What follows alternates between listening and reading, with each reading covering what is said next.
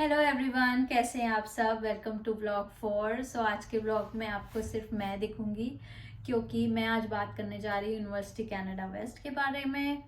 जो लोग ये वीडियो पहली बार देख रहे हैं, let me introduce myself. My name is Aakriti Arora and I am currently pursuing MBA from university Canada West, और मैं हूँ अभी 3rd सेमेस्टर में।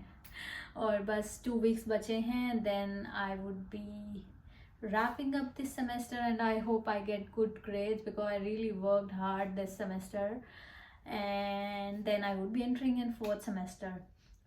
मेरी जर्नी जितनी भी रही है उसका जो भी ऑनेस्ट एक्सपीरियंस है that I would share with you guys, because बहुत सारे इंटरनेशनल स्टूडेंट्स जब आते हैं तो बहुत क्वेश्चंस होते हैं इस यूनिवर्सिटी को लेके मन में, because when we research about it on the internet, बहुत मिक्स रिव्यूज़ हैं, कुछ पॉजिटिव हैं कुछ नेगेटिव हैं। मैं अपने एक्सपीरियंस के हिसाब से अपना ऑनेस्ट रिव्यू आप लोगों के साथ शेयर करूँगी। Let's talk about it. First thing, अगर मुझे एक सेंटेंस में अपनी पूरी जर्नी, अपना एक्सपीरियंस शेयर करना हो तो I would say the journey was not easy. ये मैं इसलिए कह रही हूँ because every week you have to do assignments, quizzes, discussion forums, group projects, presentation and whatnot, and even class participation during all your lectures. That also matters a lot because it also consists of your marks overall. बहुत सारी चीज़ें चलती हैं हर week and you have to consistently keep working upon it.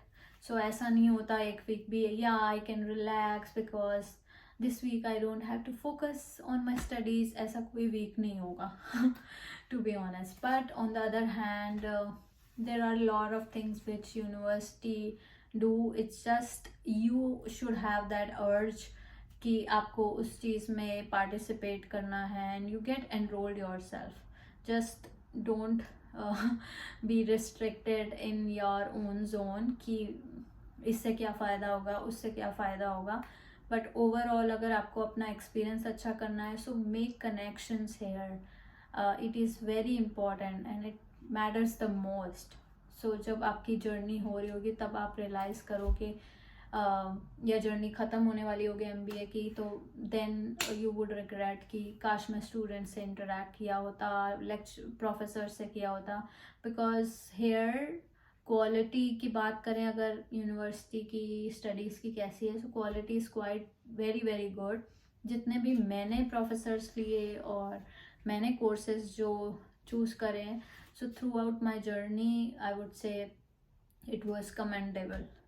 Because हर professor का style ज़रूर अलग है पढ़ाने का, but they are working towards only the same objective, that जो भी वो पढ़ा रहे हैं उनकी कॉन्सेप्ट्स हमें क्लियर होए और हम रियल लाइफ एग्जाम्पल्स को वो लोग प्रेजेंट करते हैं.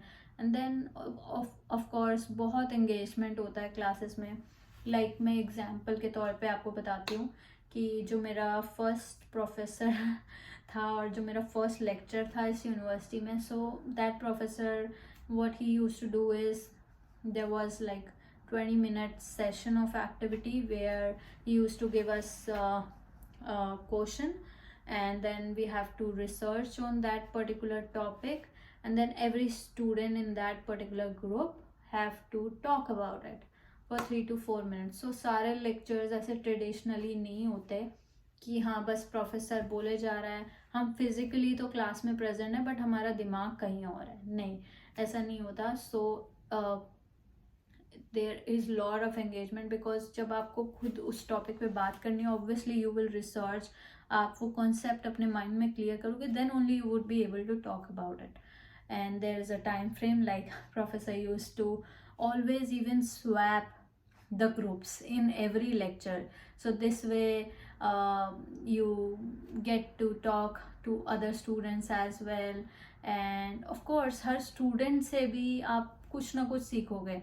they some students are really good and they have lots of knowledge, so when you exchange ideas, when you are in a close group, then of course you learn so much. So overall I would से lectures बहुत engaging होते थे और सारे professors मेरे तो बहुत अच्छे थे. सो आगे वाले व्लॉग्स में मैं आप लोगों के साथ ये भी शेयर करूँगी कि मैंने कौन से प्रोफेसर्स लिए फर्स्ट टर्म में, then second semester, then now third semester, और मैं फोर्थ में कौन से लेने वाले, because enrolment is just like अभी चल ही रहा है एनरोलमेंट. और सो मे बी जो स्टूडेंट्स अभी फर्स्ट सेमेस्टर या सेकेंड या थर्ड में एनरोल हो रहे हैं, सो उनको भी एक आइडिया मिल जाएगा कि हमें कौन से कोर्सेज चूज़ करने हैं या प्रोफेसर चूज़ करने हैं. मैं अपना ऑनेस्ट फीडबैक दूंगी उन सब के बारे में. So that was all about my whole experience, and then of course in next vlog I would be talking about those questions जो मेरे माइंड में आए थे जब मैं एज एन इंटरनेशनल स्टूडेंट आ रही थी. Like if I talk about it कि हमें कॉलेज कितने दिन जाना होता है, कितने कोर्सेज हमें लेने होते हैं, देन स्कॉलरशिप का क्या क्राइटेरिया है जिसके हिसाब से यूनिवर्सिटी देती है, एंड देन वो हमें किस तरीके से क्रेडिट होती है, क्या वो फुल में क्रेडिट होती है या कैसे होती है.